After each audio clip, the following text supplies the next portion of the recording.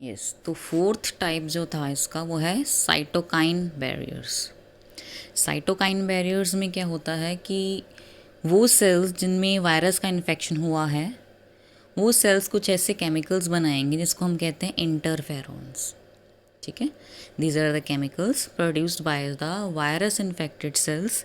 These chemicals then protect the non infected cells. ये उन sales को बचाएंगे जिनमें अभी वायरस का इन्फेक्शन नहीं हुआ। तो इस तरह के बैरियर्स को हम कहते हैं साइटोकाइन बैरियर्स। तो बेटा नेक्स्ट जो टाइप आपका इम्यूनिटी का वो है acquired immunity. Acquired immunity, acquired immunity कौन सी इम्यूनिटी है? जो कि बाय बर्थ प्रेजेंट नहीं है, ये हमें अपने पेरेंट्स से इनहेरिटेड फॉर्म में नहीं मिलती। ये वो इम्यूनिटी है जो हमारे लाइफ टाइम में हमारी बॉडी एक्वायर करती है। ठीक है, so it is not present from the birth and it gets develops during the individual's lifetime. दूसरी खासियत क्या है इसकी? It is pathogen specific, narrow spectrum है एक्वायर्ड इम्यूनिटी का। इसका क्या मीनिंग है? इट मीन्स कि हर पैथोजन के प्रति जो इसका डिफेंस मैकेनिज्म का तरीका है वो डिफरेंट है। It varies from pathogen to pathogen, it varies from antigen to antigen. That is why we have called it as pathogen specific. ठीक है, हाँ जी। अब इसके अंदर भी दो इम्पॉर्टेंट चीज़ें आपने पढ़नी हैं, वो है primary response and secondary response. Primary response वो रिस्पॉन्स है जब कोई भी पैथोजन या एंटीजन हमारी बॉडी के अंदर एंटर करता है तो हमारी बॉडी को ये नहीं पता कि इस पैथोजन या एंटीजन के प्रति किस तरह से हम अपनी बॉडी को बचाना है। तो इसके प्रति क्या होता है, हमारी बॉडी एक बहुत ही वीक इम्यून रिस्पॉन्स प्रोड्यूस करती है, बहुत लो इंटेंसिटी का होता है वो, इसलिए इसको कहते हैं प्राइमरी रिस्पॉन्स, पहला response which is produce for a pathogen और एंटीजन। लेकिन जब भी ये अटैक होता है बॉडी के ऊपर पैथोजन या एंटीजन के द्वारा, तो हमारी बॉडी एक मेमोरी सेव करके रखती है उस पैथोजन या एंटीजन की। Our memory, our immune system saves a memory of that encounter. ठीक है, तो अगर वही सेम पैथोजन या एंटीजन दोबारा से बॉडी पे एंटर करता है, अटैक करता है, तो हमारी बॉडी में ऑलरेडी उस पैथोजन या एंटीजन की मेमोरी है, तो क्या करेगी, एकदम से इम्यून रिस्पॉन्स प्रोड्यूस करेगी, क्योंकि इसको पहले से ही पता है कि इस पैथोजन या एंटीजन के प्रति किस तरह से उसको बॉडी को डिफेंड करना है। तो तब जो इम्यून रिस्पॉन्स बनता है it is of very high intensity. ठीक है, प्राइमरी रिस्पॉन्स के टाइम पे बॉडी को नहीं पता कि किस तरह से एक्ट करना है, लेकिन प्राइमरी रिस्पॉन्स के बाद मेमोरी बन जाती है। वही सेम पैथोजन या एंटीजन दोबारा से अटैक करता है बॉडी में, तो बॉडी के पास मेमोरी है, तब ये बहुत हाई इंटेंसिटी में इम्यून रिस्पॉन्स को बनाती है। अब जो इम्यून रिस्पॉन्स है ये भी दो तरह का होता है, और इसको बनाने के लिए ख़ास तरह के सेल्स यूज़ होते हैं जिनको हम लिम्फोसाइट्स कहते हैं। तो हम पढ़ेंगे कि इम्यून रिस्पॉन्स कितने तरह का है, दो तरह का है, बी लिम्फोसाइट्स के थ्रू और टी लिम्फोसाइट्स के थ्रू। बी लिम्फोसाइट्स के थ्रू जो बनता है इसको हम कहते हैं बी सेल्स। ठीक है, ये क्या करेगा, इनका मेन काम है एंटीबॉडीज़ को बनाना। बी लिम्फोसाइट्स क्या करेंगे, एंटीबॉडीज़ बनाएंगे और पैथोजेंस को सप्रेस कर देंगे या किल कर देंगे। जबकि जो टी लिम्फोसाइट्स है जिनको हम टी सेल्स भी कहते हैं, ये सिर्फ हेल्प करते हैं बी सेल्स की ताकि वो एंटीबॉडीज़ को बना पाएँ। ठीक है, बी सेल्स एंटीबॉडीज़ को बनाते हैं, जबकि जो टी सेल्स हैं ये बी सेल्स की हेल्प करते हैं ताकि वो एंटीबॉडीज़ को बना पाएँ। अब जो हमारी बॉडी का इम्यून रिस्पॉन्स है वो भी दो तरह का है। ठीक है, सेल्स तो हमने पढ़ लिए दो तरह के हैं, दो तरह के सेल्स से बी सेल्स और टी सेल्स। इम्यून रिस्पॉन्स भी दो तरह का है। पहला है ह्यूमोरल इम्यून रिस्पॉन्स। ह्यूमर का मतलब होता है लिम्फ। ठीक है, और इसी का ये दूसरे नेम से भी जाना जाता है, इसको दूसरा नेम है इसका एंटीबॉडी मीडिएटेड इम्यूनिटी। ये दोनों इंपॉर्टेंट है, इनके डिफरेंस की फॉर्म में आपको एग्जाम में आएगा। ह्यूमरल इम्यून रिस्पॉन्स और सेल मीडिएटेड इम्यून रिस्पॉन्स में डिफ्रेंशिएट कर दिया जाए। इस तरह से क्वेश्चन 2 मार्क्स में आता है मोस्टली। ठीक है, सेकेंड टाइप है cell mediated immune response.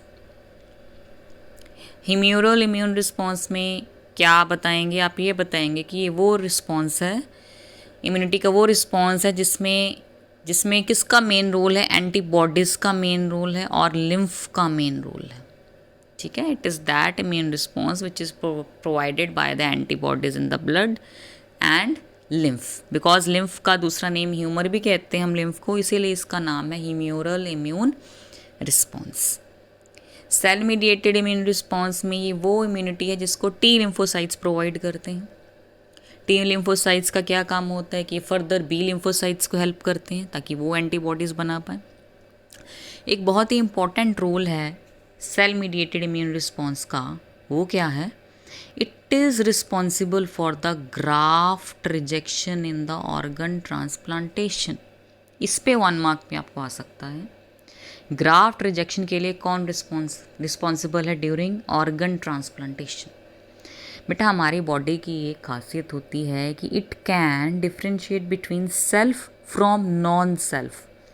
Self है जो हमारी बॉडी के अपने सेल्स हैं, अपने ऑर्गन्स हैं, और नॉन सेल्फ क्या है? जो किसी और की बॉडी के ऑर्गन्स हैं या किसी और की बॉडी के सेल्स हैं।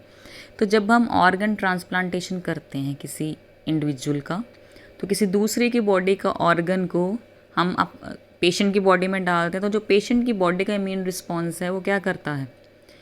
उसको एज अ नॉन सेल्फ लेता है। ठीक है, एज अ पैथोजन समझता है और इसको किल करने की कोशिश करता है। ठीक है, तो इसीलिए डॉक्टर्स क्या करते हैं ड्यूरिंग ऑर्गन ट्रांसप्लांटेशन, वो पहले इंजेक्ट कर देते हैं पेशेंट की बॉडी को, ताकि जो उसका ये इम्यून रिस्पॉन्स है, सेल मीडिएटेड इम्यून रिस्पॉन्स है, ये भी सप्रेस हो जाए। क्योंकि डॉक्टर्स ये नहीं चाहते कि जो ऑर्गन वो ट्रांसप्लांट कर रहे हैं उसको पेशेंट की बॉडी रिजेक्ट कर दें। ठीक है, तो ऑर्गन ट्रांसप्लांटेशन के दौरान जो ग्राफ्ट रिजेक्शन होता है, ग्राफ्ट मीन्स कोई भी ऑर्गन या टिश्यू आप इंजेक्ट डाल रहे हैं, ट्रांसप्लांट कर रहे हैं, उसको कहते हैं ग्राफ्ट। उसको पेशेंट की बॉडी रिजेक्ट ना करे, इसलिए डॉक्टर्स क्या करेंगे? वो इंजेक्शन पहले से ही दे देते हैं ताकि सप्रेस हो जाए सेल मीडिएटेड इम्यूनिटी। ठीक है बेटा, ये था आपका एक्वायर्ड इम्यूनिटी। इसके अंदर हमने ये पढ़ा, एक्वायर्ड इम्यूनिटी वो इम्यूनिटी है जो और इंडिविजुअल के लाइफ टाइम के दौरान वो लेता है। पैथोजन स्पेसिफिक है, हर पैथोजन के प्रति इम्यून रिस्पॉन्स अलग होता है। इम्यून रिस्पॉन्स 2 तरह के होते हैं, primary and secondary. Primary response वो है था जब पहली बार पैथोजन या कोई आपका एंटीजन आके अटैक कर रहा है बॉडी पर। ठीक है, तो उसके प्रति बॉडी का जो रिस्पॉन्स है वो बहुत ही वीक होता है, लो इंटेंसिटी का होता है। लेकिन इसका भी फ़ायदा है बॉडी को, जब भी ऐसा अटैक होता है तो बॉडी एक मेमोरी क्रिएट कर लेती है। सेम पैथोजन या एंटीजन तब जब दोबारा से अटैक करेगा तो बॉडी के पास पहले से ही मेमोरी है। उस दौरान क्या करेगी बॉडी? बहुत हाई इंटेंसिटी में रिस्पॉन्स प्रोड्यूस करेगी।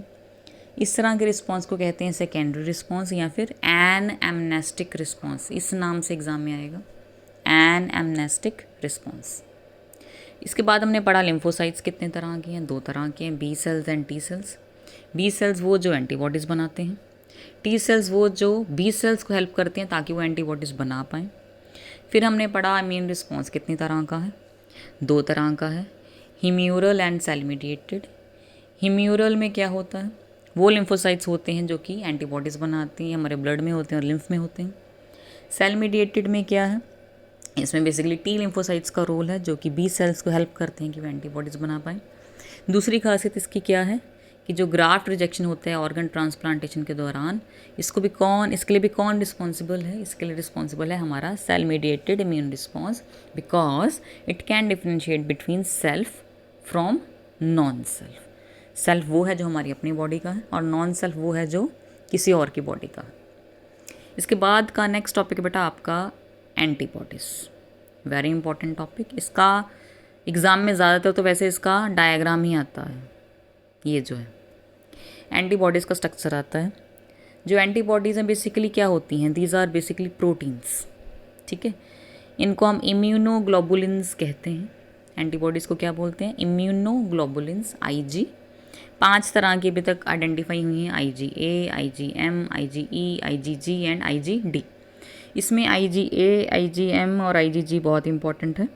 सबसे ज़्यादा अमाउंट में जो बॉडी में होती है वो होती है IgG, और जो मदर के मिल्क में कोलेस्ट्रम में होती है वो होती है IgA। ठीक है। एंटीबॉडी का स्ट्रक्चर कैसा होता है? इंग्लिश के अल्फ़ाबेट वाई शेप जैसा होता है। देखिए ये वाई शेप नज़र आ रहा है आपको। हर एंटीबॉडी में 4 पॉलीपेप्टाइड चेन्स होती हैं, 1 एंड 2। 2 लंबी हैं, इनको हम कहते हैं हैवी चेन्स। 2 छोटी हैं, इनको हम कहते हैं लाइट चेन्स। लंबी वाली को हैवी चेन्स और लाइट वाली को, स्मॉल वाली को लाइट चेन्स। इनके बीच में डाइसल्फाइड लिंकेजेस होती हैं जो कि इनको आपस में ज्वाइन करके रखती हैं। क्योंकि 2 हैवी चेन्स हैं और 2 स्मॉल चेन्स हैं, इसलिए इनका जो फॉर्मूला होता है वो होता है H2L2, heavy 2 chains and light 2 chains. ठीक है। इसके बाद जो हम पढ़ेंगे वो है टाइप्स ऑफ इम्यूनिटी। 2 तरह की है, एक्टिव और पैसिव।